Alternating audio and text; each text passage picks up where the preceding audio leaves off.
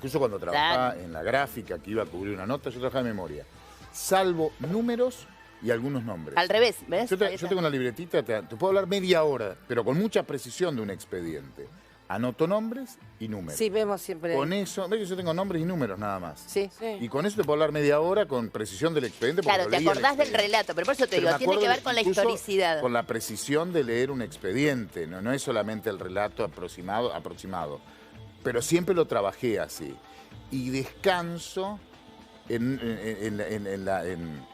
no memorizar, en anotar algún nombre, algún número, por ejemplo, que eso está más presión. Anotar lo más, es lo que vos, lo que anotás es lo más descansás. complicado. No tenés, Ella no se tenés que compra, exigir. sí. Pero después lo demás hay que trabajar con la Y lo mente. insólito es también olvidarse de cosas que son como cotidianas. Ahora, para mí el nombre del ministro del Interior es cotidiano. Todos los días lo nombro 3 o 4 veces y a veces me lo olvido. Claro. Bueno, por eso. Bueno, yo les voy a dar una regla, por ejemplo, a la gente que tiene que estudiar libretos, porque yo que he estudiado guiones y obras de teatro, viste que tenés que estudiar así. O cuando grabábamos su comedia favorita, que era una obra de teatro por semana, estudiarla. Entonces, yo lo que aprendí, que es para mí, yo aprendo muy bien los verbos, te digo, porque el verbo te lleva a la acción. Total. ¿Entendés? Entonces, los verbos, ¿qué digo acá? Hace, abre tal cosa, cierra. Ay, ¿te acordás de los verbos? Me acuerdo de los... Y el verbo me hace acordar toda la acción. Ah, eso está buenísimo. Les digo, eso pues sí tienen que estudiar A mí un me texto. gustó en definitiva el consejo de buscate algo para... Pero siempre está bueno. Totalmente. Yo te digo que mi vida ha sido siempre desafíos, asy que ya este programa es un desafío. Es un desafío. Mirá que hice Celebrity Splash, me tiré el trampolín, hice Masterchef. Te tirás todos los días, no sabes dónde. Están haciendo pésimo su laburo. Gracias, Flor, tenés razón. Bueno, chicos, me agarró la menopausia a esta edad. Chicos, cambiamos de tema ahora sí. El doble crimen, triple crimen en realidad, doble femicidio, asesinato. Ayer se conoció otro capítulo más de Pablo Laurta. Un rato vamos a hablar sobre lo que Laurta tenía planeado, el después, donde no llegó. Porque el plan, que comenzó unos días antes, tal vez 15 días antes del cruce de Argentina en Uruguay, tenía el capítulo uruguayo, que no llegó a consumarlo. Pero ya tenía una estrategia, había ocultado un auto, había todo un plan para el día después. No es que se largó alocadamente, una barbaridad de un nivel de convencimiento criminal pocas veces visto. Ayer veíamos la primera parte de sus declaraciones públicas, no así ante la fiscal. Ante la fiscal Mantellí, Daniela Mantellí, no habló. Por recomendación de un defensor oficial, dijo, no, en ese momento no voy a declarar. Pero sí hizo 2 declaraciones que me parece lo identifican y, a ver, muestra las cartas del asesino de lo que tiene en la cabeza. Perdón, del nivel de convencimiento. Tan loco no estaba, entonces. No, esto es que no imputable. habló. No, es imputable, olvídate. Pero sí hay una característica muy particular. Primero, Pablo, vamos a repasar lo que veíamos ayer acá a la mañana, lo que hizo cuando lo sacaron de Gualeguaychú, y después vamos a ir a Concordia, que me parece que es un capítulo más todavía. Ayer arrancamos con esto, cuando sale de la comisaría de Gualeguaychú dice esto. ¿Lo tenés? Laurta, algo para decir. ¿Qué hiciste con Palacio? Todo fue por justicia. ¿Cómo? ¿Cómo que dijiste?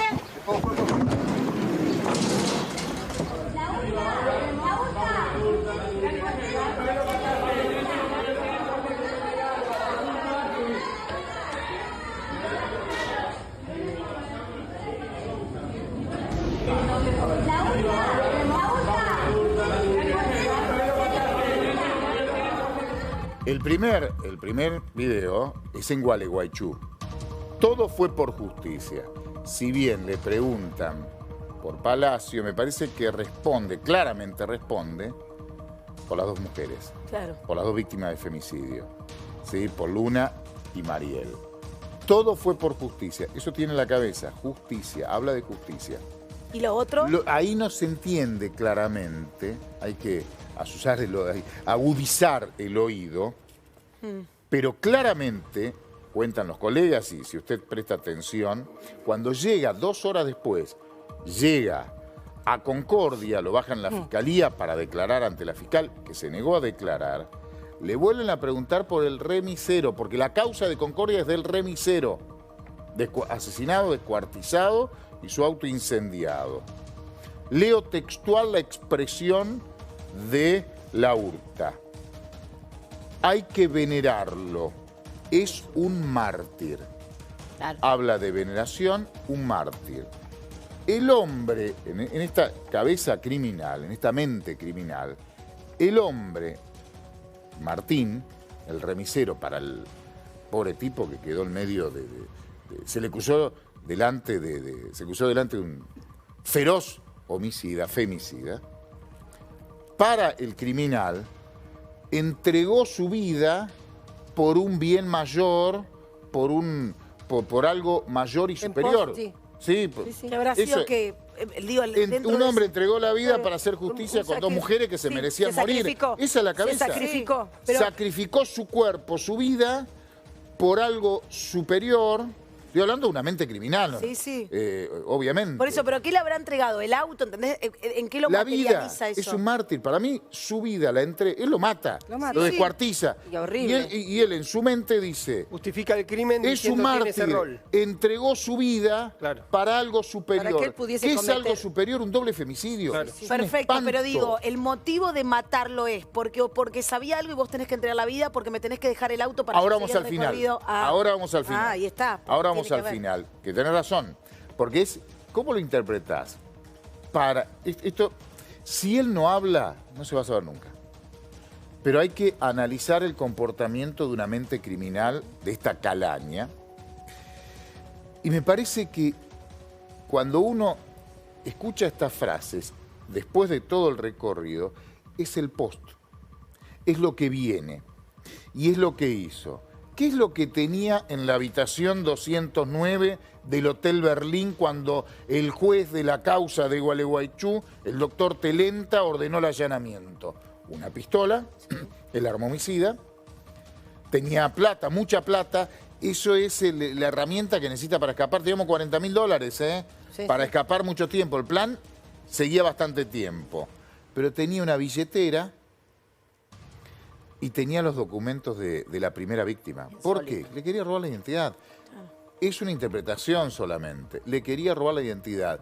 Y eso lo podemos concatenar, repito, esto no se puede confirmar si él no habla, porque es todo futurología a partir de una mente criminal. No es tan fácil. Pero a ver, un dato más ante la entrevista. La policía de Uruguay encontró en un paraje, creo que se llama Corralito, que está del otro lado del río Uruguay, donde él arrancó su viaje en piragua, donde él ensayó y practicó para poder navegar, para poder controlar una piragua en un río, no es tan fácil. Piragua que dejó atada del otro lado, amarrada del otro lado, para luego escapar, aparentemente con la criatura, en medio de una zona, ahí está, fíjate, ¿ves? Del otro lado. Ahí ya lo recuperó la policía, o sea, es un Lifan, es un auto chino. Pero metido, ahí ya está secuestrado. Entre unas malezas, vieron cómo es la costa, que hay mucha vegetación, bastante espesa, pero además deliberadamente tapado por malezas, él agarró unas ramas y lo tapó, dejó escondido este auto a la vera del río. Tenía todo planeado, esto habla de un plan. Tiene matrícula de Montevideo, el auto es de él. ¿Por qué dejó el auto ahí? Porque evidentemente comenzaba la segunda etapa del plan criminal. Y él consumó la primera etapa nomás, aparentemente. Claro. A ver, engañar a un remisero que no tenía familia directa o él consideraba, de hecho había una hermana muy presente, lo ejecuta. Descuartiza para que no aparezca más en realidad, más allá de que apareció el torso. Se lleva el auto, lo quema, todo con documento falso, la primera etapa con documento falso. Cuando viene hacia Gualeguaychú, ya vuelve a ser él. Pero cuando cruzaba Uruguay, al tener los documentos, tener el auto y $40.000, uno puede presumir que tenía un plan que comenzaba ahí, arrancando ese auto, ese viejo auto chino, para escapar y tener una nueva identidad. Bien, si me permite, Gaucho, tenemos una periodista desde Concordia, la señorita Victoria Ferla, que la tenemos en la línea, ¿sí? Hola Victoria, querida, muy buenos días. ¿Qué tal? Buenos días, ¿cómo están? Bien, Victoria. ¿Qué novedades tenés? ¿Qué nos podés contar? Bueno, en este momento... Él quedó detenido ahí, ¿verdad? ¿Cómo? Él quedó detenido allí, ¿verdad? En Concordia. Sí, pasó la noche en la ciudad de Concordia en la comisaría de la mujer, el niño y la familia. Ajá. Y a las 6 de la mañana aproximadamente fue trasladado a los tribunales de la ciudad de Concordia porque a las 9 comenzó lo que es la audiencia para determinar la prisión preventiva. Hoy. Recién yo acabo de subir para fijarme y sigue todavía desarrollándose la audiencia, así que todavía no hay novedades respecto de eso, pero sí que se está desarrollando desde las 9 de la mañana, empezó puntual según me indicaron aquí en los tribunales. Ahí la fiscal le va a pedir le pide la preventiva, creo que por 90 días, ¿no? Por 90 días hay un juez de garantías que interviene, si eso lo aceptan, que es probable por la calificación, seguro por la calificación homicidio criminis causa, lo notifican y queda detenido. A partir de ese momento pueden consumar, ¿no?, lo que es la extradición interprovincial, que eso ya lo dispuso el juez de Gualeguaychú, para que vaya a Córdoba a ser indagado por el doble femicidio, ¿no? Viene así más o menos. Exactamente, así es. Yo estuve dialogando hoy temprano con el abogado defensor, que es un abogado de oficio, que le ofrecieron aquí en la ciudad de Concordia, José Legarreta, y él nos informaba que ayer tuvo una reunión de aproximadamente media hora antes de que la URTA se reúna con la fiscal de la causa, con Daniela Montangy, y que él estuvo conversando bastante, incluso... Bueno, ustedes ya seguramente han pasado las declaraciones que hizo respecto de la justicia que él dice que quería, y aquí en la ciudad de Concordia también. Nosotros pensamos que por ahí existía alguna mínima posibilidad de que justamente haga algún tipo de declaración, pero él eligió guardar silencio. Aceptó la recomendación, aceptó la recomendación del juez. Sí, fue tan contundente con esas dos declaraciones, una en Gualeguaychú y la otra en Concordia, que todos pensamos, por ahí habla. Claro. Por ahí habla porque en realidad no se siente para nada arrepentido y está no se siente culpable. No, se está justificando lo que hizo. Ayer era confuso el tema de un mártir, sobre por qué lo decía, pero me parece que el defensor lo aclara claramente, es por el remisero, ¿no? Lo pone como mártir. Exactamente, es como que sacrificó al remisero para obtener esa justicia que él decía para matar que a su... claro. Hacer justicia el femicidio. A estas dos mujeres. Bien. Victoria, consultarte, la verdad es que todavía uno no puede creer lo espantoso y lamentablemente es como este hombre perdió la vida más allá de las mujeres. ¿Qué pasó con las otras partes del cuerpo? ¿Sabes algo si aparecieron?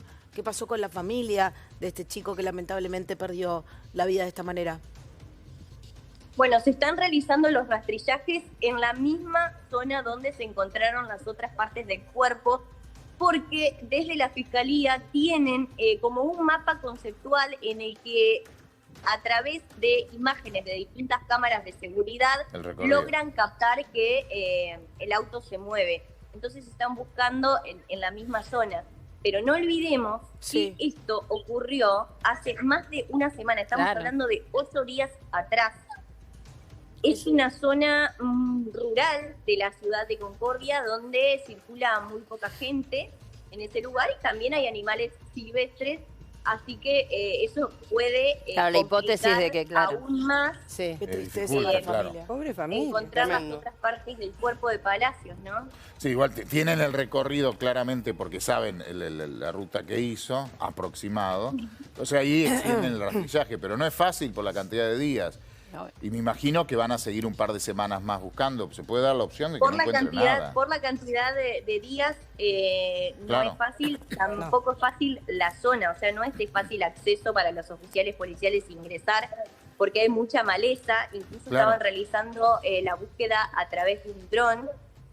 Finalmente, quienes encontraron la bolsa, en principio fueron oficiales policiales que estaban caminando, pero también estaban haciendo la búsqueda con un dron y tampoco tiene energía eléctrica de noche ese lugar. ¿Y con perros? ¿Por qué no lo hacen con perros? Las horas del día. ¿Por qué no lo hacen con perros? También. Sí, están todos trabajando. Y se está desarrollando con todo. Lo que pasa es muy grande, muy amplia. Es muy amplia la zona. A ver, solo suponer que ahí arrojó el torso y la cabeza la arrojó llegando a Villaguay, son 150 kilómetros.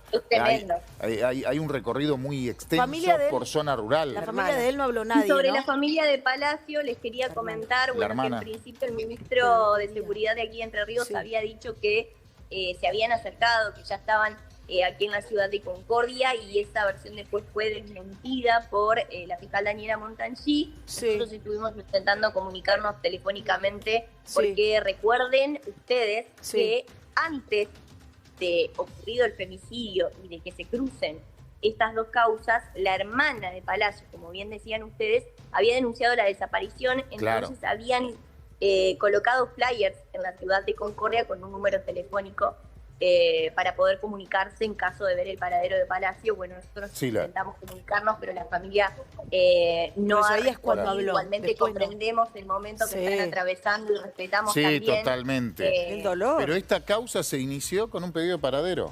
Claro, de una búsqueda en Concordia. Totalmente. En Concordia, de alguien que vive o vivía en Recoleta. ¿Pudieron avanzar? Pues supongo eso después en los próximos días van a tener más precisiones con el teléfono. ¿Pudieron avanzar algo los policías con la relación previa entre el homicida y su víctima que nos permita interpretar por cómo lo contactó? ¿Por qué lo eligió a Martín y no a otro remisero? ¿Pudieron avanzar sobre esa relación? Lo que yo estuve viendo es, en principio, no sé si ustedes lo dijeron, capaz yo soy reiterativa, pero que uno de los 5 celulares que encontraron en el allanamiento en el hotel de Gualeguaychú, donde se detiene a la Urta, pertenecía a Martín Palacios. Uno de los celulares era de Martín Palacios, y estuve viendo en forma extraoficial, y a esto lo aclaro, no fue algo oficial que hayan brindado desde la justicia, en forma extraoficial estuve viendo unos chats en el que justamente Pablo Laurta se comunicaba con Martín Palacios y le solicitaba un presupuesto para realizar todo este viaje, y le decía al final como que no tenía todavía bien definido el itinerario, pero que quería confirmar si él lo iba a poder llevar.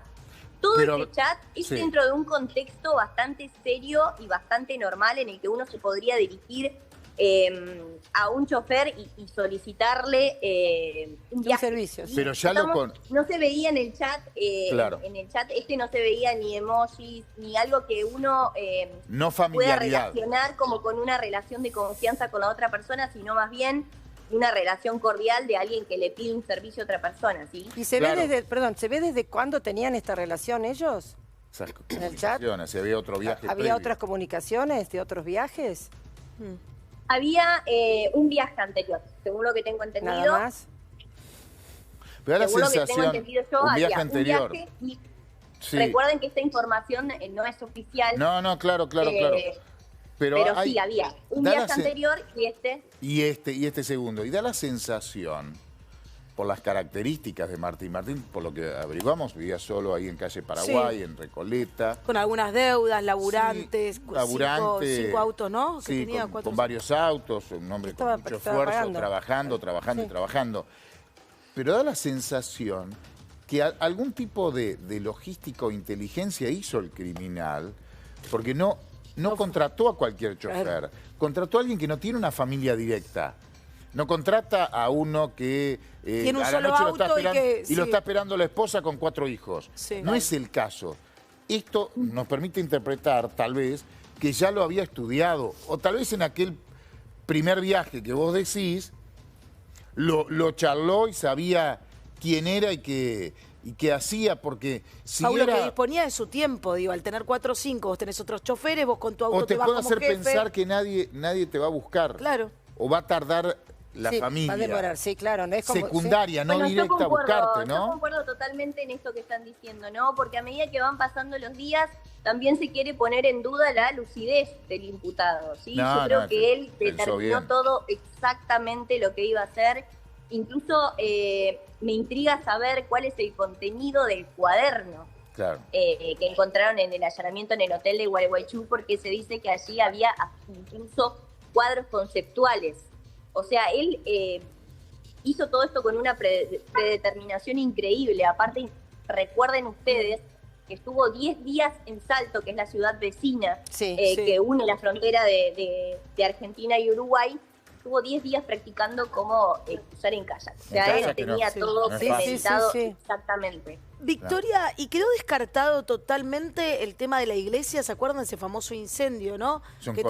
En Córdoba, sí. Pero sucedió, la iglesia quedó descartado, que no tenía nada que ver con no este da hecho. el horario. Ah, ok. Porque cuando se prende fuego la iglesia, él había cruzado Santa Fe incluso. Claro. Estaba bastante lejos. Son 3 horas después. O sea que se descartamos. Más, son como 5 horas. No lo descartan en Córdoba totalmente, pero es raro. parece ser imposible. Ahora, igualmente el trabajo que se tomó, o sea, porque el lugar es descampado, digo, el trabajo que se tomó para lo que él llama sacrificio, ¿no? O sea, no lo mató así nomás. Lo mata, lo descuartiza, lo reparte. Los restos. Es realmente un montón de trabajo que se tomó para algo que no sé, o sea, él lo habla como sacrificio, parece que en el medio hubiera habido algo tipo ritual. Porque ¿qué es lo que pensaba? ¿Que al estar descuartizado no lo iban a reconocer? Claro, es muy raro. Eso. Es muy raro. Yo creo que se vio sorprendido por la situación de detención también, ya que tenía el menor de edad con él. Yo no sé si lo habrá cuando llevado cuando lo mata fue anterior. Cuando lo mata fue previo. No, sí, pero digo que él se sorprendió con toda la situación después. Porque vos decís que, bueno, premeditó todo, se tomó el trabajo de descuartizar, de tirar, pensando que en esta zona no se iba a abrir una causa que está... Y finalmente ocurrió lo contrario. No, pero a ver, pero una persona... No, pero concuerdo. Vos tenés que entender que es una mente criminal, alguien que tiene un norte horrible. Sí, sí. Y así como hace esto, también piensa disparates.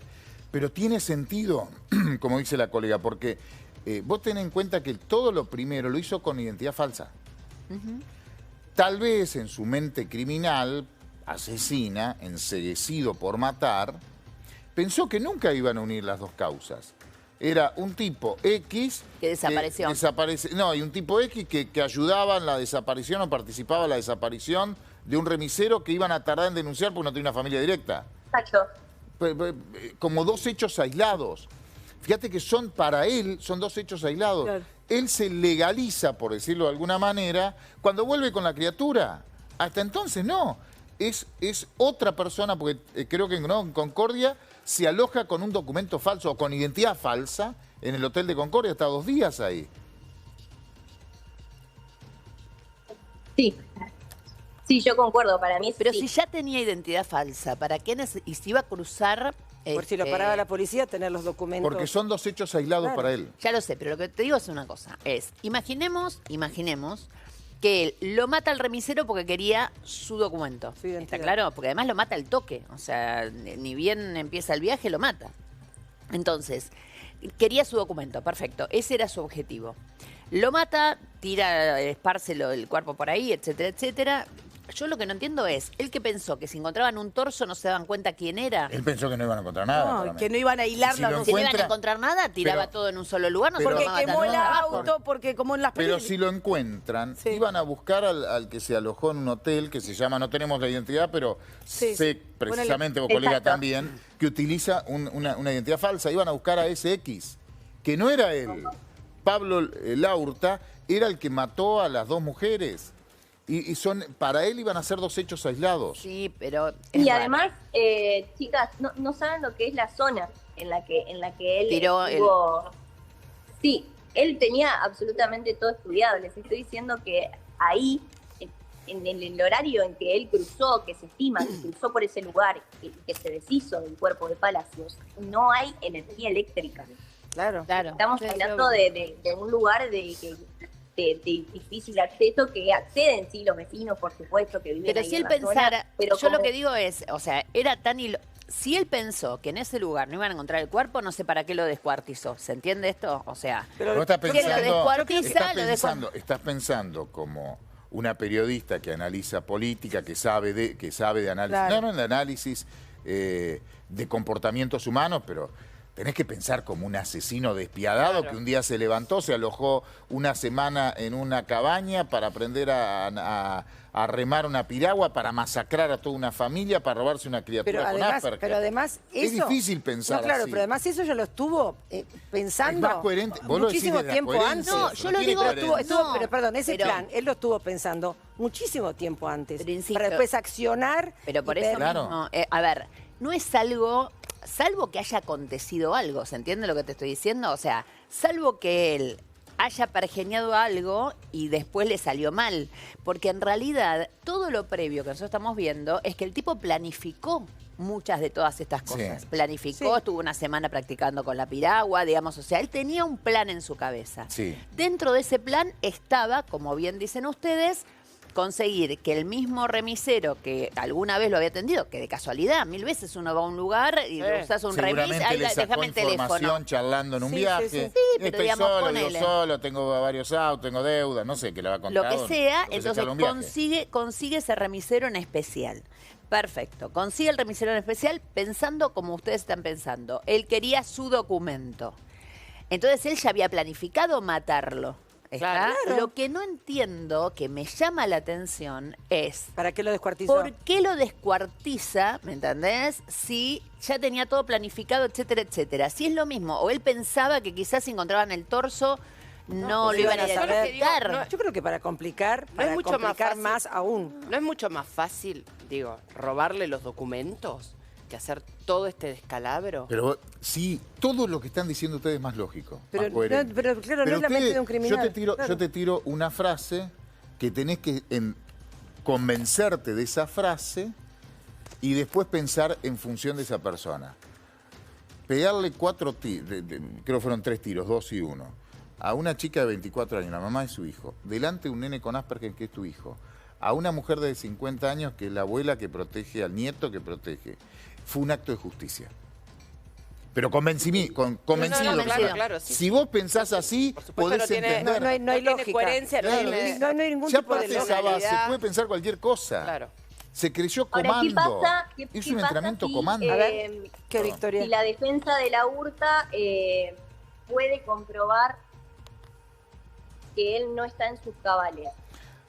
Lo va a intentar y creo que el abogado, el defensor oficial tiró correctamente esa teoría, que se la van a sacar, lo van a sacar corriendo en 35 segundos y es mucho tiempo. ¿Por qué?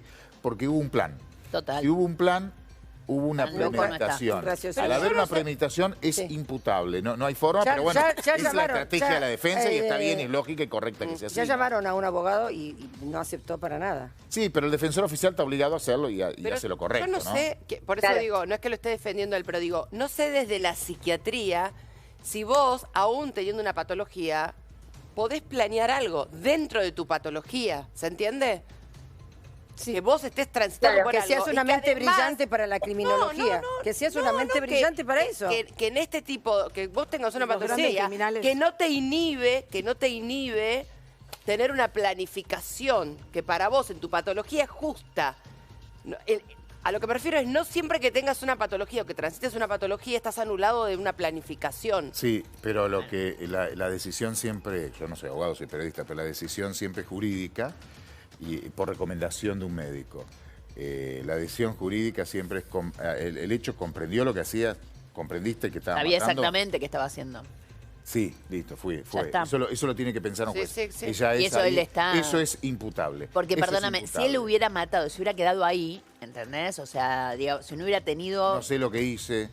Porque en Es realidad otra historia. No, que sabe lo que está haciendo dentro olvídate. de Eso es lo que necesita Bueno, la pero ley. nosotros hemos Eso visto y ya es sabemos que hay imputable. gente que tiene Eso es Asperger que es imputable. brillante. Eso, Sí, pero igual eso es pero el nene, el nene es el que tiene Asperger. Ya lo sé, te estoy hablando, Pero eso- estoy hablando hipotéticamente. Sí. Hay gente que es brillante, y que tiene Asperger. La mayoría de los que tienen Asperger son brillantes. Bueno, por eso, son brillantes. Entonces, pero este fue brillante para el crimen. Pero ¿entendés? no, el hijo Porque es hay- el que Sí, tiene sí, no, ya pues lo se sé, entiende, lo que se estoy entiende, diciendo se es que, entiende. aparte... No habla de patología. Te habla- Aparte, te habla de la estamos hablando de frialdad. patología, como recién Victoria preguntó, dice, ¿qué pasa si alguien dice que está enfermo, que tiene un problema psiquiátrico? Bueno, Fíjense, pero vuelvan al punto de partida. Alquiló una cabaña 10 días. Se sintió comando. Acuérdense que iba a hacer justicia en la mente criminal. Para él iba a hacer justicia. Entrenó cómo cruzar un río ancho. con una piragua. No es fácil, la piragua da vuelta de campana y te ahogás, porque queda a la mitad del río, son 400 metros, son 4 cuadras para un lado, para otra. No es fácil nadar 4 cuadras. Olvídate. Entrenó, empezó el plan. Llamó a alguien que ya conocía o le había hecho un trabajo. Tal vez esa persona le había contado, vivo solo, no tengo familia. Digo, bueno, esta es la mía. Mata, descuartiza, esparce los restos, se va a Córdoba, prende fuego el auto. Y después de prender fuego el auto, véanlo en la acción, pone Pablo el video, se sube un colectivo. Mirá con la frialdad que está un criminal que está... Ahí terminó de matar. No. No, depende. Ya está en Córdoba, ¿eh? Ya está en Córdoba. Y antes ya del mató doble crimen, y ya quemó el auto. Crimen. Pero él está planeando el doble crimen, un acto de justicia para él. Mirá con la frialdad. Sí, naturalidad Sigue un absoluta. plan, con mucha naturalidad. Por eso es difícil interpretar a una persona también, con estas características. A mí lo que me parece es que, te digo la verdad, él, lo loco en todo su plan, en donde más falla, igualmente hubiera fallado en un montón de cosas, pero digo, en lo que más falla también, y hoy cada vez más me da la sensación de que el que realmente salvó la vida es el remisero que lo lleva de vuelta. Porque vos fijate que en realidad... Sí. Justamente es ese viaje de regreso, con él hablamos ayer, el que, digamos, el que da la pista certera de dónde estaba. Que Más lo allá que de él lo hubieran cree, encontrado, sí. pero no importa, digo... Eso y la chica que vio a través de redes sociales la alerta Sofía. Exacto, digo, las dos cosas. Pero esto es lo que te digo, me llama la atención. El remisero dice, el hijo me salvó la vida. vida a mí, porque si el hijo no hubiese estado, tal vez, Exacto. ¿no? Quizás, pero si mató a la madre adelante del hijo, también podía matar al remisero. La madre fallece, parece, en la puerta del patio, y la madre durmiendo en su habitación. Digamos, o sea, la abuela. Quizás el nene, más o ¿qué menos hora era? 11 de la mañana. Alguna de las dos, chico, algo Tiene que haber vio, visto, chicos. salvo Pero que digo, sea más un allá cuarto. de todo esto, esto es insólito también. La otra cosa insólita es que él, en vez de ir a un hotel de regreso o lo que fuera, podría haber alquilado por las aplicaciones que se alquilan, que en más de una oportunidad, o sea, casi no ves a nadie cuando llegás y te vas de una casa, un departamento, donde no tenés tanto contacto. Por eso te estoy diciendo que la planificación tampoco es prolija. No, obvio que no. Tampoco es prolija. Nada de tampoco... todo esto terminan siendo prolija con el tiempo, porque si no, digo, Si no, no lo hubiesen encontrado. Un tipo que asesina mata a 3 a personas. 2 mujeres, masacra a 2 mujeres, roba una criatura, descuartiza a un remisero, obviamente... que algo, a lo que me refiero es que en no esa es un tipo demasiado planificación prolijo. criminal, la planificación criminal tampoco está bien hecha. No, Tiene no, no, demasiado, eso de ya. por eso te digo. Sí, Anita, pero seguramente para su cabeza sí estaba perfecta, porque como dice Paulo, pasábamos a la etapa 2 de este plan y habría que ver si la tercera tenía que ver ya instalado en Uruguay con un colegio. No le iba a salir nunca, pero él lo planeó. No, aparte Bueno, ya estaba en la alerta Sofía. La etapa 2, ya lo iban a reconocer al chico enseguidita. Sí. Yo me despido. Me Ay, tengo sí, que acomodar. Victoria. Bueno, Así que muchas gracias. muchísimas gracias por tu tiempo, Victoria. Un beso Está muy con, grande. está con la audiencia, Está ahora con la lo van a... audiencia, sí. Hasta luego. Así que Lo seguro van a- que ahora lo trasladan. Sí, ahora lo que va a hacer el juez va a decidir la prisión preventiva por 90 días. El delito que pidió la fiscal es homicidio criminis causa. Lo notifican, están en esa audiencia. Y después, durante 90 días, tiene prisión preventiva en Entre Ríos. En horas... O sea, no en mañana, Entre Ríos, o sea, posiblemente. no es Eso en Entre Ríos. Ok. Mañana, con la prisión preventiva dictada, Sí. que después se puede prorrogar, etcétera, Sí. etcétera. O sea, queda preso en Entre Ríos, pero no físicamente va a quedar preso en Entre Ríos. Claro, Queda se va con- anotado Sí, sí. preso, porque mañana pasado va a ser Extraditado. sometido a la extradición interprovincial de Entre Ríos a Córdoba. Policías de Córdoba lo van a buscar, lo llevan, y ahí empieza toda la audiencia imputativa ¿Y cómo hacen? ¿Dónde por lo el ponen? doble femicidio en Córdoba. Posiblemente quede preso en Córdoba. Y... Sobre todo por las cosas que Pero tiene. anotado también Entre Ríos. Va a estar Claro, preso en en las los dos, lados. por Claro. las dos causas. Aunque físicamente, obviamente, va a estar en una sola. Posiblemente vaya a la cárcel de Bower, La de Bower en cárcel de Córdoba. máxima seguridad en Córdoba. Segunda parte del plan. Él hizo la primera parte. O la tercera, a ver si uno toma. Primera parte, ingresar a Argentina. Engañar a un remisero, matarlo, masacrarlo, con un otro nombre para que en no unan ambos expedientes. En su cabeza lo iban a encontrar rápido a eso, pero en su cabeza tal vez eso planeó. Llegar a Córdoba, prender fuego, matar y después ya legalizando su nombre, volver a Entre Ríos. Que a partir de ahí, pon el mapa, él hace ese recorrido que en realidad, ayer hablábamos con Joaquín, el chofer, el remisero. A Joaquín lo contrata el remisero de Córdoba para hacer un viaje hacia el norte, o sea, hacia Concordia. Puerto Llorá está en el departamento de Concordia, unos pocos kilómetros al sur de Concordia. Fíjense, Puerto Llorá en el mapa, arriba dice Concordia. Iba a Concordia. Por alguna razón cambió destino. Ayer me decían, y es probable, esa noche una tormenta terrible. Y no quería volver a Concordia para alojarse en Concordia porque lo iban a buscar por el crimen. Sí. Por eso, tal vez, solo tal vez, decidió cambiar destino y alojarse en un hotel de Gualeguaychú. Y al otro día ya estaba buscando, lo que está en línea de punto es lo que tenía planeado, y de hecho ya se había comunicado con algunas remiserías para hacer ese viaje en línea de punto. Ruta 14, todo hacia el norte hasta Puerto Lleruá. No iba a entrar a Concordia. Puerto Lleruá tenía la piragua. ¿Y por qué no lo hizo esa noche? Una tormenta terrible. Él ya había entrenado remar una piragua. No es fácil remar una piragua. Y con viento, la tormenta que hubo el sábado de la noche, el sábado de la semana pasada, fue muy fuerte. Es peor que el pasaje de Drake, que un mar embravecido, un río encajonado como el río Uruguay, con viento que atraviesa, las olas chocan de un lado para otro. Es muy traicionero. Es difícil meterte en una canoa, más en una piragua. Por eso tal vez decidió quedarse en Gualeguaychú, por el hecho de que por Puerto Lleruá tenía que pasar y rajar, porque él pensaba, ya están buscando a alguien parecido a mí, aunque con otra identidad, en Concordia por la desaparición de un remisero. Ya sabía que habían encontrado el auto quemado. Ya sabía, porque él en el teléfono venía buscando información que había aparecido el auto quemado del remisero. Ahora él tenía 4 teléfonos. Quinto con el... Más quinto. Y algunos chips que compró en Concordia. Tenía chip con número de Entre Ríos. Número de Concordia, creo que 0345, ¿no? Corríjanme si me equivoco, pero creo que sí. Iba a cruzar vía Río vuelta a Uruguay. Ahí en las afueras de Salto, creo que se llama el paraje Corralito, tenía el auto, ese Lifan, que es un auto chino chiquito. Lo tenía escondido entre las malezas, posiblemente para subirse con la criatura. Y ahora es todo, si no lo cuenta, es toda interpretación. Pero... Sí, ir hacia arriba e irse para el lado en auto, para irse para el lado de Brasil. Claro, o para el sur, pero básicamente para Brasil. Pero igual lo hubiesen agarrado enseguida, porque ya estaba dado la alerta Sofía para el neno. Pero era su plan. Un tipo que tenía armado ese plan, esconder un auto. Eso queda claro que es imputable. Claro. Imputable. A ver, ¿qué es lo que planeaba hacer? Es difícil. Si no lo cuenta, no lo vamos a ver, pero tenemos que hablar sobre probabilidades. Dejó el auto, probablemente quería escapar con una identidad falsa, ¿no? Sí, señor. Bueno, tenemos a Pablo Vivas, que es el vecino de las víctimas, ¿sí? De Córdoba. Pablo, muy buenos días. Hola, buenos días, Georgina, ¿cómo estás? Buenos días, gracias por tu tiempo, ¿no? Y darnos este testimonio. ¿Qué fue que pasó esa mañana? ¿Qué escuchaste, Pablo? ¿Vos a qué distancia estás de la casa de Luna y de Mariel? Y la distancia de la tapia donde yo estaba está a 5 metros. Ajá. ¿Y qué fue lo que escuchaste, Pablo?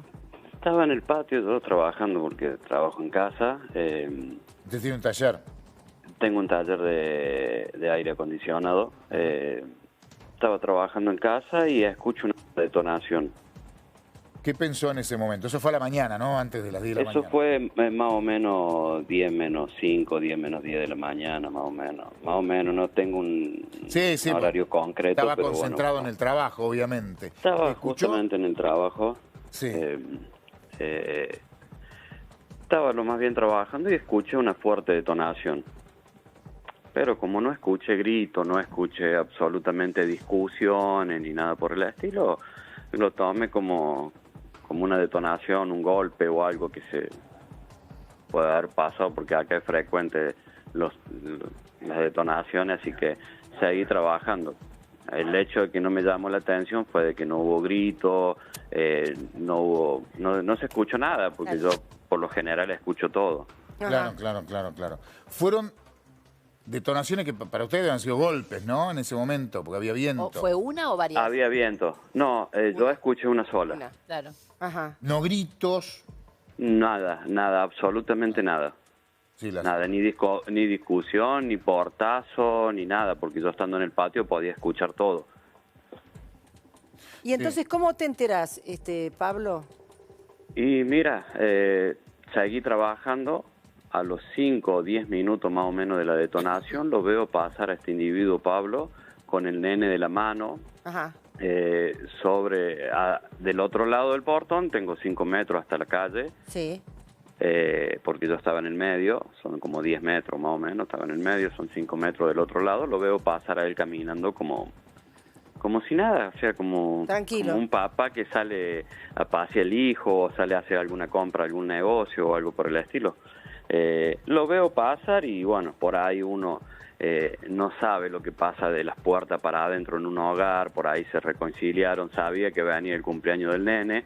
¿Vos ya lo conocías? ¿A él? Sí. Sí, yo lo había visto en una ocasión, no recuerdo bien la fecha, pero no recuerdo si fue el año pasado o este año, comienzo de este año.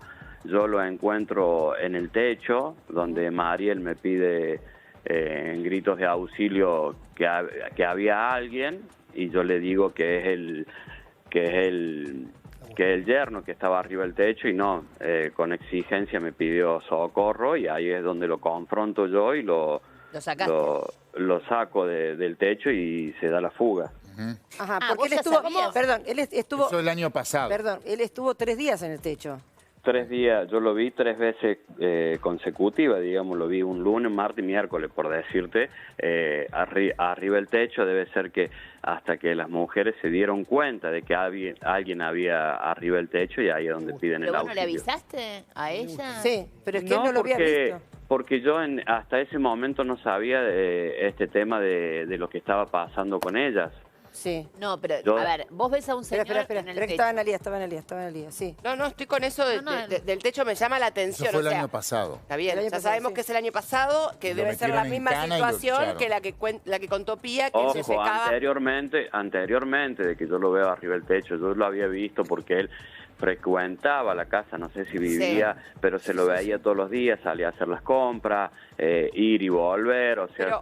Y en esa como situación, parte de la casa. Ok, Pablo, pero esos 3 días que él permanece en el techo, sí, está ¿se queda permanentemente ahí o baja, sube? O sea, esos 3 días estuvo sin alimentarse, sin tomar agua, nada, o sea, se quedó ahí. Yo cuando subo arriba del techo encontré botellas con agua, ropas, materia fecal, orinaba él ahí arriba del techo. No sé a la noche si bajaba o salía a hacer alguna compra o algo. Yo en el día lo veía. Claro, y él no puso ninguna excusa. Sabía que vos lo veías y no te daba ningún tipo de explicación. No, yo lo vi y pensé que estaba haciendo algún arreglo trabajo en el techo. Algún trabajo, claro. Sí. Y cuando vos lo confrontaste, porque Mariel te dice, está mi yerno arriba en el techo, vos lo confrontaste, ¿qué te dijo?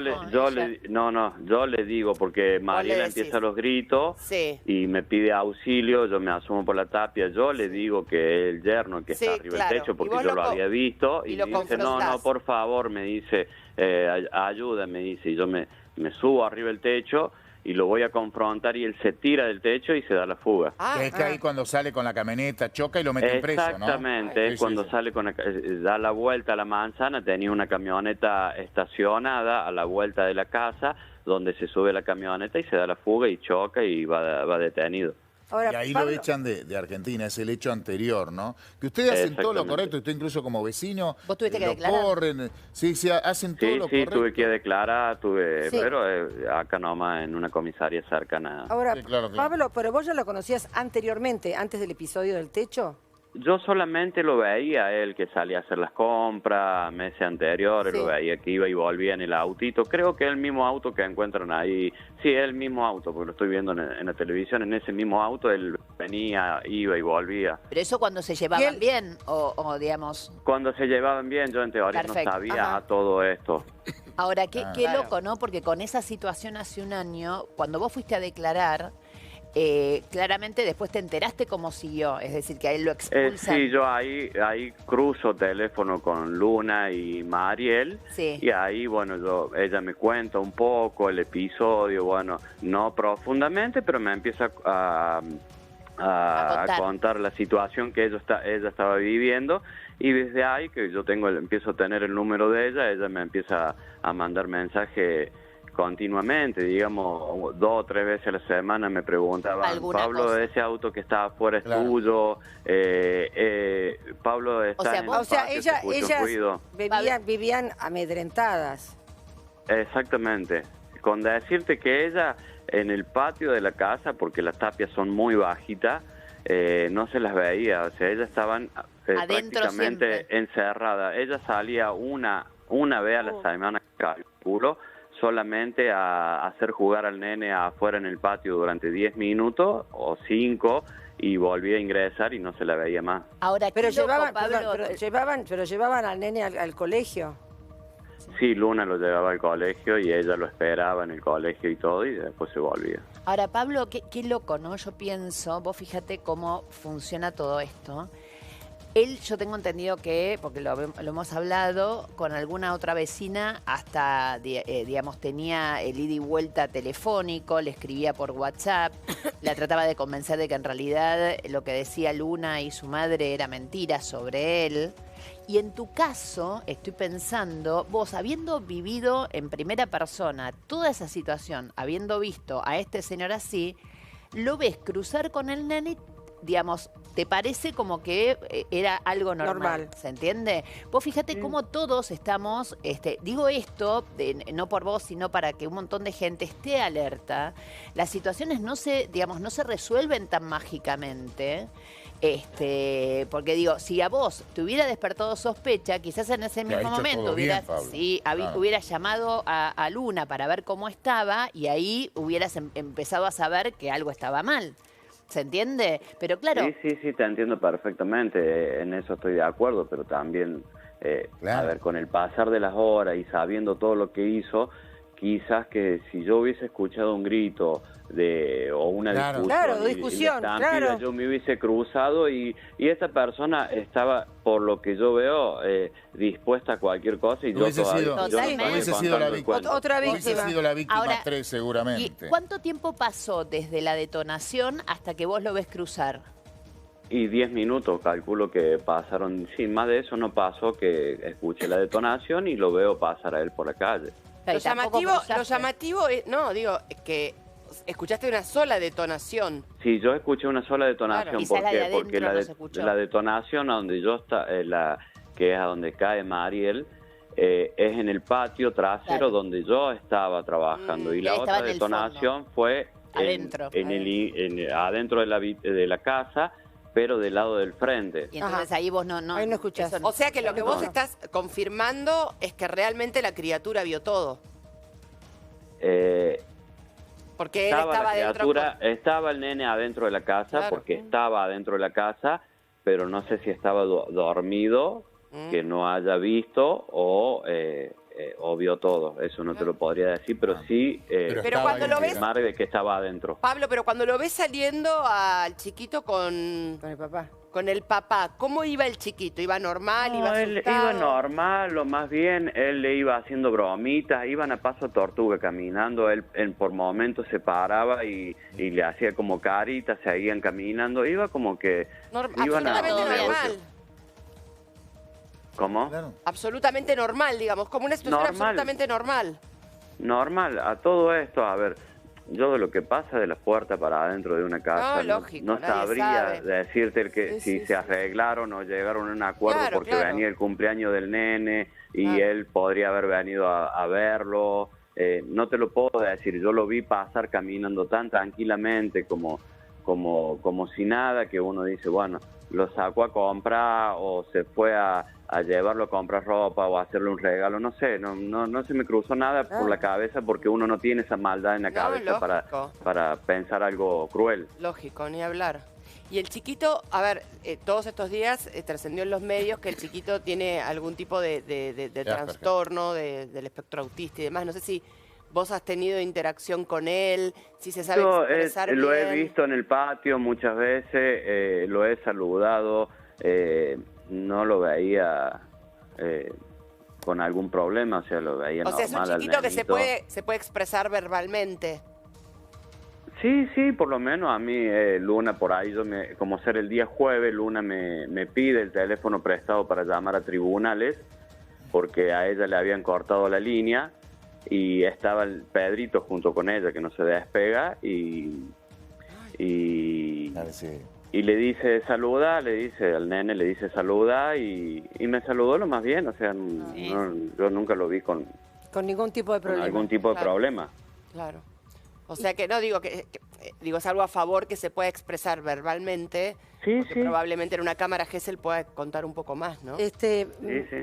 Pablo, y anteriormente, más allá de ese episodio en el techo, ¿hubo algún otro episodio de amenazas o cosas así? No, que yo supiese, no. Yo desde ese momento me empiezo a enterar de la situación. Si ella vivió anteriormente algún problema, estaría mintiendo porque no lo sé. Yo desde ese momento en adelante yo empecé a saber de esta situación. Sí, claro. Analía. Ahora, Pablo, vos sabés que cuando conversamos con la mamá, con Estrella, con la mamá del homicida, ella dijo que había notado un gran cambio físico en su hijo. ¿Vos notaste lo mismo de las veces anteriores que lo habías visto esta última vez? Sí, tal cual. ¿Qué notaste?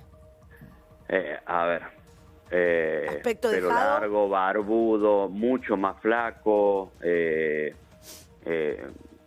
en ese sentido, aspecto físico sí lo noté un cambio bastante. O sea, coincide con el relato de la madre. Sí, yo lo vi que el cambio físico era abismal al que lo vi en aquel tiempo. Pablo, ¿sabes que yo quiero remarcar en algo que es lo siguiente? Sobre todo porque en estos casos, lamentablemente, todos tenemos que aprender. Este tipo de situaciones de un hombre acosando ya no solo a una mujer, sino a dos, o sea, él acosándolas como vos la viste, como te comprometiste, porque estamos hablando con un vecino que en su momento se animó a subirse al techo, a sacarlo, digo, o sea, no una persona que, bueno, no se mete, ¿se entiende? Para nada. Se comprometió y las ayudó un montón, Pablo. Ahora, vos fíjate, yo lo que quiero remarcar y que entendamos todos, estas situaciones no se resuelven mágicamente. No es que de golpe vos a la misma persona que acosó la ves un tiempo después saliendo y parece que está todo bien. Alertemos, estemos atentos, pero a ver... Sí, lo que pasa es que pasó... Yo me enteré, pasó un año. Obviamente, pero por eso mismo, un año... A ver, si bien a ella, a esta persona, Pablo, no lo volví a ver jamás en todo ese año, hasta a este sábado. Yo no sé si por ahí era por ella. Pero quizás se amigaron y se hablaron y no te dijeron nada porque no eras un íntimo amigo tampoco. Además, hay una cosa fundamental. Exactamente. Él es un vecino, él es un vecino amoroso él es un vecino amoroso que las ayuda en un momento muy difícil a la madre y a la hija con el chiquitito. Claro. Y a partir de ese momento se entera de esta situación. Está bien, pero Pablo, quiero decir una cosa respecto a esto.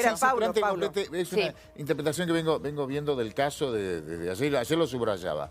Fíjense cuando hay un tipo tan malo cómo se cruza con gente buena. Sí. Totalmente. El remisero Joaquín que hablábamos ayer. Total. Brenda, la empleada del hotel que tan amorosamente se juega y agarra a la criatura. Y Pablo, el vecino que se mete que lo salvó un año antes. El año pasado Estas son las cosas que tengo que aprender. Claro. Viste, siempre te cruzás con gente buena. Dicho en esto, el medio hay un tipo, un salvaje como este, ¿no? En esa categoría está Pablo. Dicho esto, cuando estamos ante una situación de acoso tan impresionante como es que una persona se te vaya a vivir 3 días al techo de una casa, en un año esa persona no se transforma en una buena persona. ¿Queda claro? O sea, cuando vos en algún momento, fuiste testigo de lo que fuera, esta vez fue un caso muy específico, pero lo digo en general. Hace un rato se está viralizando el caso de una chica que es conductora de C5N, que Agustina Peñalba, está siendo acosada por otra persona pública, como es Walter Graciano, un economista. Graciano dice que él no tiene nada que ver. Hay pruebas contundentes de que la ha perseguido. Obviamente nadie va a ir a meter preso a Graciano, pero tenemos que saber todos que si Graciano se acerca a C5N, Agus Peñalba o a la casa está en peligro. Entonces, esto pasa un año, nadie más sabe nada y no es que Graciano, de golpe se transformó en una buena persona. ¿Se entiende esto? Siempre es más vale pecar por pensar mal que por pensar bien. Esto como enseñanza para todos. O sea, todos podemos tener cercano a alguien que tenga una situación compleja con alguna persona. Estemos alertas, pensemos mal, no seamos tan buena gente en ese punto y tratemos de estar atentos a eso, porque este tipo de personalidades no cambian. El tema para mí, disculpe que los corten, el tema para mí fue el siguiente, que desde que pasó lo del tanque, yo fui a declarar una vez a fiscalía de acá, de una comisaría de acá cerca. Después jamás me volvieron a llamar a mí. Bueno, ese también es para preguntarme, mira, se lo vio toda la razón del mundo. Ahí hubo una falla gravísima. La justicia el día del hecho también estuvo mal. Vamos a hablar y ser razonables. ¿Por qué? Porque yo a todo esto sigo mi rutina diaria, como si nada, y en una ocasión, tipo 19 horas, escucho la sirena de la policía por la calle Chimu, insistente, la cual, como me pareció raro que estuviesen tocando sirena, salgo yo a la calle y me encuentro 2 móviles. Me preguntan por el domicilio de Luna, le digo, sí, es acá al lado. Me dice, no, porque estamos llamándola y no atienden. Le digo, mira, yo por la tapia, que es bajita, la puedo llamar y van a salir.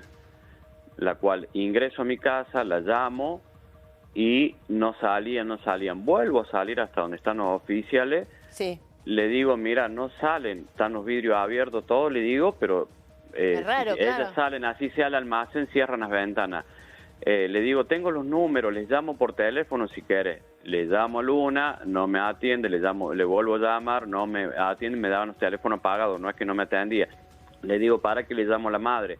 Le llamo a Mariel y en 3 ocasiones y estaban los teléfonos apagados. Le digo a la oficial, le digo, mira, vos sabés que tuve una situación y en este momento como que me estoy empezando a alterar, le digo, porque me parece que algo hay. Le digo, mira, esta mañana estaba trabajando, escuché una detonación y al ratito lo veo pasar al papá con el nene. Le digo que se dirigían hasta este lugar, le digo, y de acá se tomaron un taxi. En esa situación, bueno, ya me empecé a poner nervioso, a afligir yo, y los móviles tuvieron 30 o 1 minuto más tardar y se fueron. Cuando se van, ahí es donde yo me alerto y empiezo a acudir a los vecinos, que da la casualidad que ese fin de semana los vecinos no se encontraba ninguno en la casa, o sea que el único vecino que estaba era yo. Sí, entonces... Y ahí es donde descubrimos todo. No te puedo creer, o sea, pero ¿la policía se había ido? Pero exactamente, ahí me dice el oficial, nosotros venimos porque el botón antipánico nos da apagado. Se había quedado sin batería. Si tiene un botón antipánico, está apagado, ¿cómo se van? Tienen que ingresar a la casa y esperar ver a la persona. Pero entonces, entonces vos entraste a la casa. No ingresé porque yo ya me empecé a sentir mal, a imaginar lo peor, y ahí acudo a un vecino donde la mujer del vecino llama a un móvil y automáticamente a los segundos cae el móvil y ahí es donde van a ingresar y ahí es donde se dan con el primer cuerpo. No, qué barbaridad. La policía... Pero estamos escuchando buen ciudadano, buena gente, preocupado y ocupado, y el Estado no haciendo lo correcto. Totalmente. Y como bien vos decís, desde la causa de hace un año, que también la mamá del asesino nos dijo eso, no movilizaron nada. La verdad que increíble. Bueno, Pablo, te agradecemos muchísimo tu tiempo y tu testimonio. La verdad que sos un muy buen vecino, adorable. Muchísimas gracias, Jordina. Te mando un beso. Gracias, que tengan buen día, buenas tardes. Mi amor, igualmente. Estoy para lo que necesiten. Muchísimas gracias, Pablo, muchísimas gracias. Bueno, también hay buena gente. Sí, pero ahora estamos muy preocupados ahora por Pedrito, porque realmente, perdón, no se puede decir el nombre, pero estamos muy preocupados por el niño. Por eso vamos a hablar con la ministra de Desarrollo Humano de Córdoba, que es la señora Liliana Montero. Hola Liliana, muy buenos días. ¿Cómo les va? Buenos días, ¿cómo están ustedes? Bien, acá todos preocupados porque qué va a pasar, qué es de la vida del niño ahora, ¿no? A partir de ahora, porque tengo entendido que las familias viven lejos. Entonces, estaba escuchando a la mañana en la radio que quizás ustedes se lo daban a alguna familia de acogimiento, que creo que habría alguna dentro de del colegio que iba este niño. Vamos a dividir la cosa en dos partes, Georgina. La primera, la que vivió el niño en Entre Ríos, que es los primeros acontecimientos que contiene el equipo técnico de Entre Ríos. Sí. Y que una vez llegado a Córdoba el niño, estamos en esta etapa que tiene dos partes. Una que es donde actualmente el niño está y que tiene que ver con mitigar de manera inmediata, en la medida de lo posible, el efecto de un hecho altamente traumático para el niño, y que de lo que se intenta es precisamente retornarlo a espacios conocidos por él, ¿no es cierto? Frente al horror, a la situación traumática que vive, algo que es inabordable e incomprensible para un niño en esta situación. Lo que se debe hacer, y lo que hemos hecho, es volverlo a sistemas vinculares, familia, escuela, vecino, conocidos para él, para que mitiguen de algún modo ese impacto lo desconocido, que yo lo equiparo a un sentimiento oceánico de lo inabordable que es para el psiquismo de un niño, ¿no? En esa etapa en donde el niño hoy está en una familia de acogimiento. Nosotros tenemos un sistema de familias de acogimiento, que este año por decisión del gobernador Yarlora la hemos ampliado a lo que nosotros llamamos familias de emergencia, que son familias que a lo mejor no pueden tener niños por mucho tiempo, pero ante determinadas circunstancias sí existe este programa que abraza, contiene, abriga y sobre todo da mucho afecto. En este momento el niño está en esa etapa de contención, que es la más importante para mitigar ese efecto traumático inmediato. En paralelo, lo que nosotros debemos hacer, porque así manda la ley, es evaluar dónde el niño va a continuar su vida, dónde va a reestructurar su vida. Sí. Y yo le diría con una premisa muy importante. En la primera etapa, en esta segunda, yo le he llamado la esperanza organizada, ¿no? Frente al odio desparramado del femicida, nosotros lo que nos encontramos es la esperanza organizada de una comunidad, de vecinos, de escuela, de equipos técnicos, de un Estado presente, que contiene, que abraza, que abriga. Y la segunda etapa yo la caracterizo como cómo construir un plan de vida que defienda la posibilidad de que el amor es posible, que vuelva a tener sentido el amor en la vida de un niño después del horror. Y esa es la etapa en donde debemos evaluar cuáles son las alternativas. Primero, alternativas familiares, porque así manda la ley, que nosotros evaluemos las alternativas sanguíneas de la familia extensa, que quiera hacerse cargo de la crianza del niño, que pueda hacerse cargo y que tenga capacidades humanas, afectivas, para poder contener y criar a un niño que de pronto su vida cambia, que va a tener crisis de identidad, porque hay que construir y reconstruir una historia que para siempre va a estar signada por este horror, por la ausencia de su madre, que ha muerto a las manos del padre, y por un padre que es un femicida. Claro, porque usted lo dijo, ministra, el tema, ya te dejo, Anita, de un tema inabordable, porque si es difícil para un adulto, me imagino para un niño, que además tengo entendido que tiene ciertos problemas, ¿no? Mire, yo en eso soy muy prudente, más como profesional de la salud mental con 30 años de experiencia en el trabajo con niños. No me gustan las etiquetas, no hay un diagnóstico específico y no hay tampoco ningún certificado que acredite ninguna de estas cosas que han circulado. Por lo tanto, lo importante acá es cómo se juega la emocionalidad del niño y cómo nosotros en esta circunstancia contenemos al niño en esta circunstancia que vuelvo a decir, yo muchas veces lo pongo en el cuerpo porque es más sencillo comprenderlo. Claro. Georgina, si vos fueras víctima de un atentado, de una explosión, vos en tu cuerpo tenés determinadas cuestiones que suceden en ese momento. Totalmente, sí. Te vas a recuperar probablemente, pero el día de mañana cuando vos escuches un estruendo, te vas a sobresaltar. Sí.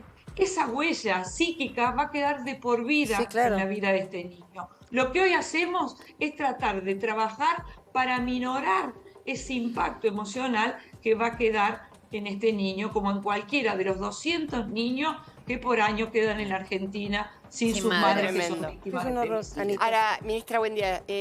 Dos preguntas. Una es saber si, por supuesto, prima la familia, pero si las familias, tanto digo su hermana, perdón, su tía chilena y su abuela que está en Uruguay, ya han presentado o han expresado la necesidad, la voluntad y las ganas de quedarse y paternarlo. Y la otra es si él ya ha manifestado algo respecto de lo sucedido. Mire, la primera es una evaluación de equipos técnicos que está sucediéndose. La ley ordena que las primeras evaluaciones son sobre la familia extensa. En los casos de femicidio, no es recomendable cuando el femicida es el progenitor en este caso, no es recomendable por normativas internacionales, inclusive recomendaciones de organismos como UNICEF y demás, no es recomendable evaluar la familia del femicida en primera instancia, existiendo otras alternativas. No obstante, la ley protege los derechos de los abuelos en cualquier grado para el vínculo, que después será una decisión de la justicia, no es nuestra la decisión, cómo esos vínculos se establecen. Está bien, pero la abuela... Los equipos están evaluando las alternativas familiares vía línea materna. Está bien, pero digo, doctora, sí, bueno, igual es doctora. Digo, más allá de licenciada, más allá de que lo evalúen ustedes, ellas presentaron, digo, tanto la abuela como la tía, ¿presentaron las ganas de quedarse con el niño o no? Se está evaluando por parte de los equipos técnicos y en esas entrevistas se evalúa todo. Si no hay un procedimiento en el que alguien venga y diga, yo quiero ser. Se hacen entrevistas, en ese proceso están los equipos técnicos de la Secretaría de Niñez. Claro. Liliana... el procedimiento es, nosotros evaluamos y a posteriori le elevamos, nuestros equipos le elevan al juez la opinión técnica de los equipos profesionales y en definitiva la última palabra la tiene el juez. Bien. Y la segunda, perdón, quedó eso, si él ya había podido decir algo respecto de lo sucedido. Mire, en esto estamos siendo muy cuidadosos, en este caso como en todos estos casos. Pero doctora, perdón, discúlpeme, le interrumpo un segundito nada más, pero tengo que meter la pauta electoral y enseguidito volvemos, que es obligatoria, ya volvemos.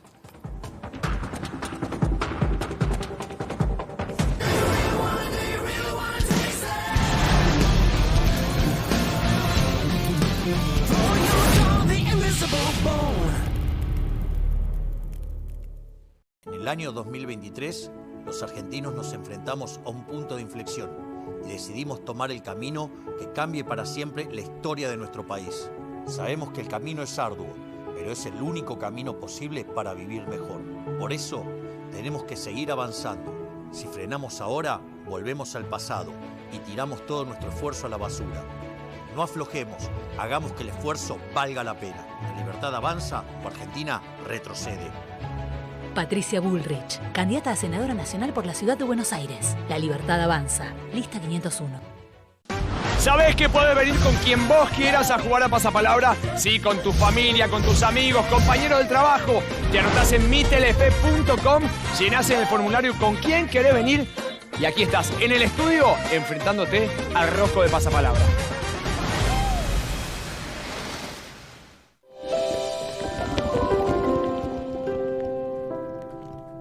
Y nos dicen también, por último, que esto es para darle libertad a los argentinos.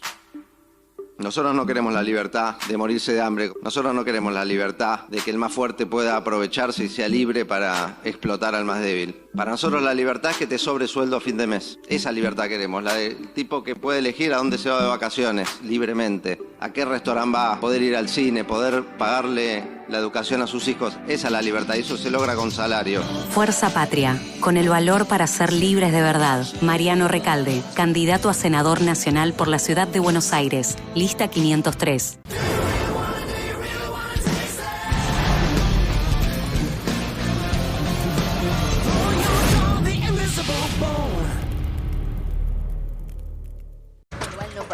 Continuamos, estábamos hablando con la ministra de Desarrollo Humano de Córdoba, ¿sí? La licenciada Liliana Montero. Realmente, Analía me dejaba una pregunta. Gracias, le agradezco, pero es ley esto de la pauta electoral. Sí, lo que le había preguntado a la ministra era si el chiquito había esbozado, si había hecho un comentario sobre lo sucedido. Yo voy a contestar desde este lugar, si me permiten. Los profesionales que están trabajando con el niño tienen indicaciones muy claras y precisas. Pueden pasar varias cosas en esta circunstancia, porque también se han dicho si había visto, si no había visto, si sabía, si no sabía. Sí. Puede que el niño haya visto, puede que el niño lo relate, puede que el niño haya visto y por efecto de mecanismos de defensa que todos los seres humanos tenemos y que nos preservan de no sucumbir ante el dolor, nuestra mente bloquea determinado recuerdo y registro. Por lo tanto, los profesionales están siendo muy cuidadosos y en realidad no se le pregunta al niño ¿qué viste? ¿Qué sabes? No, yo me refería a si había... Se entrevista. Claro, si había habido algún comentario espontáneo de él. Se entrevista al niño y se va esperando a ver qué trae el niño. Y puede que a lo mejor en estos días el niño, ni a través del juego, ni a través del discurso, haya tan siquiera hablado del tema o simplemente haya preguntado por sus figuras afectivas. Y en eso hay un proceso de acompañamiento muy, pero muy, muy cuidadoso, porque en estas capacidades progresivas que tiene el niño y en esta reconstrucción de la narrativa que vamos a tener que hacer, debemos ser cuidadosos porque en algún momento sí el niño deberá enfrentarse a esta realidad dolorosa, que es que su mamá está muerta, que su abuela está muerta y que el asesino es su progenitor. Para llegar a ese punto quizás falta muchísimo. Y vamos a hacerlo con muchísimo cuidado y respetando el tiempo emocional del niño y también del entorno que hoy lo está cuidando y abrazando. Ministra, la verdad que le agradezco mucho porque realmente se nota que es alguien totalmente capacitado para el cargo que está teniendo. Y usted de entrada habló de algo que es muy importante. Hay que reconocérselo al gobernador de la provincia, que hace la elección de los ministros y ministras. No, pero digo, más allá de eso, se nota, digamos, usted habló del estado presente, ¿no? Cuán importante es en este contexto el estado presente. También hay que tener en cuenta esto que dijo, que es que finalmente la decisión la va a tomar un juez, que es un juez de menores y familia, que es el que va a tener a cargo decidir con quién ese chiquito va a terminar viviendo, cuál va a ser su familia, su próxima familia, etcétera, etcétera.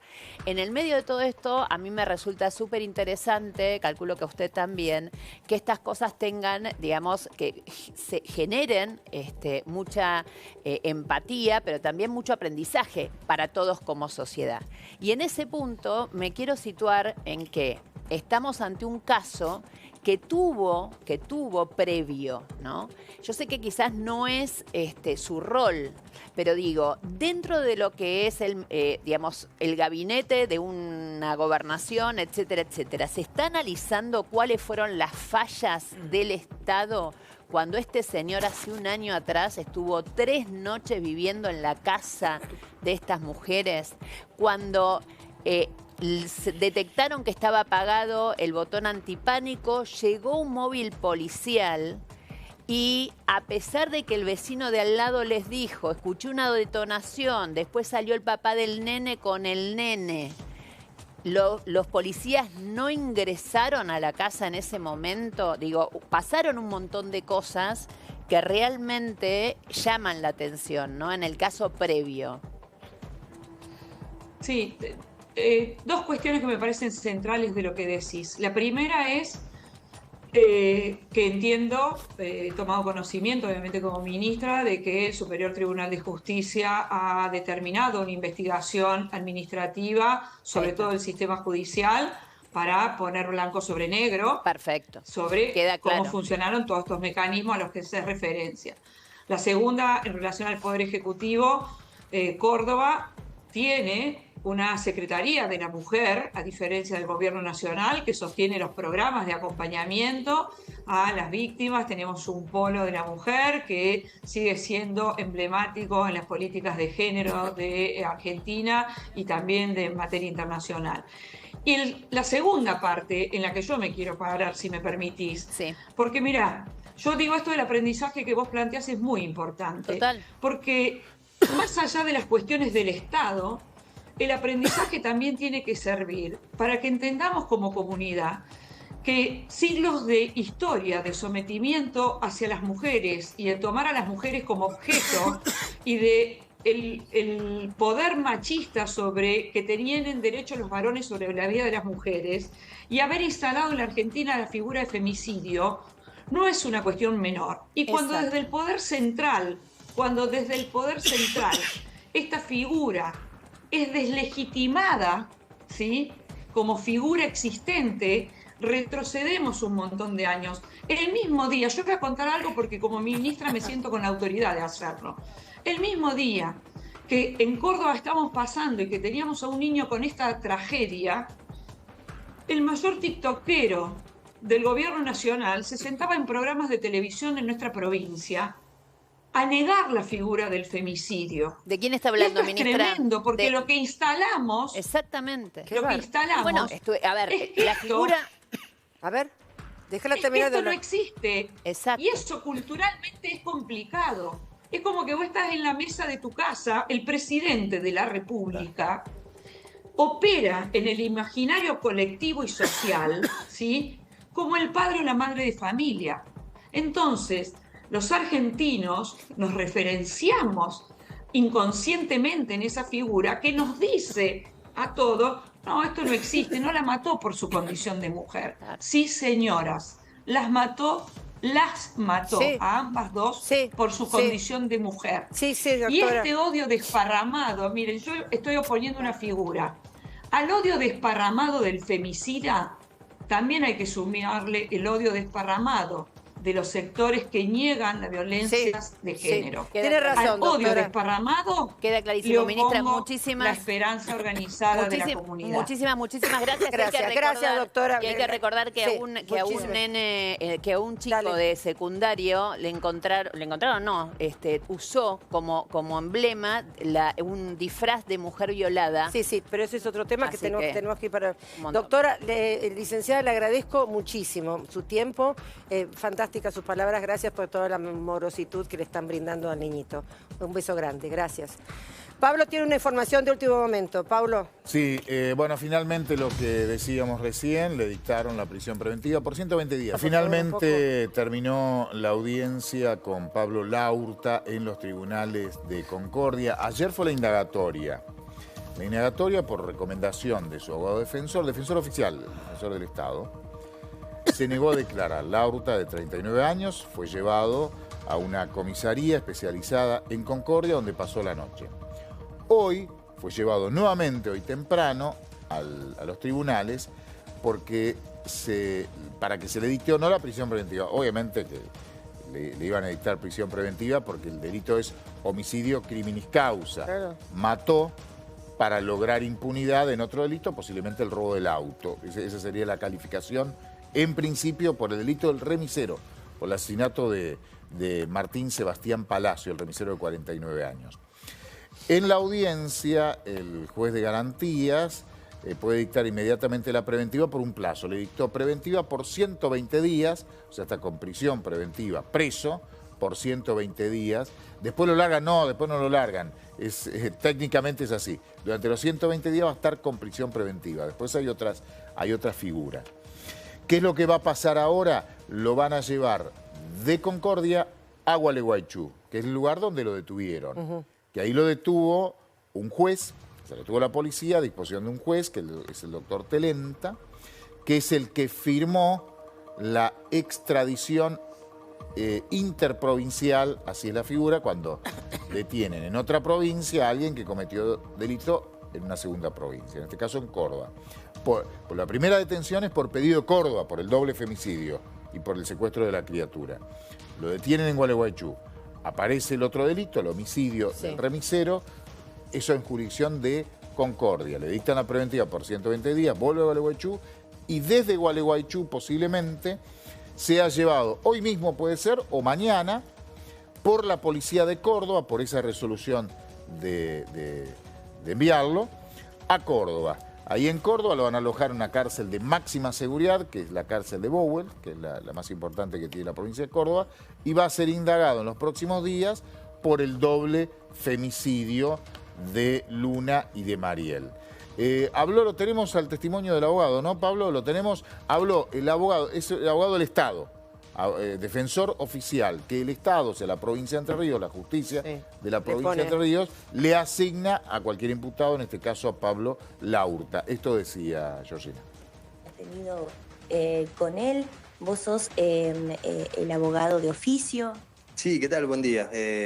Sí, en el día de ayer llegó a sede de tribunales de Concordia procedentes de Gualeguaychú, el ciudadano, Rodríguez Laurta Pablo, informó que iba a ejercer su derecho a defenderse a través del Ministerio Público de la Defensa, es decir, de la Defensa Pública de la provincia de Entre Ríos, y por estar de turno en la fecha del supuesto hecho de aquí de la ciudad de Concordia, que se le ha imputado en el día de ayer, me tocó entrevistarme con él y ejercer o asumir la defensa técnica del mismo en el proceso penal. Con Rodríguez Laurta, con posterioridad a esa entrevista, asistimos al Ministerio Público Fiscal, a la oficina particularmente de la doctora Daniela Montangy, donde estaba también el agente fiscal doctor Scherning, y se procedió a imputar un hecho, a informarle formalmente por qué estaba detenido Rodríguez Laurta, y se le imputó una conducta jurídica penal, un hecho, se le describió y se le imputó como homicidio criminis causa del ciudadano de Buenos Aires, de apellido Palacio. Él ejerció su derecho a abstenerse de declarar, es decir, no manifestó nada en relación al hecho, y con posterioridad fue trasladado a una sede policial local por su seguridad.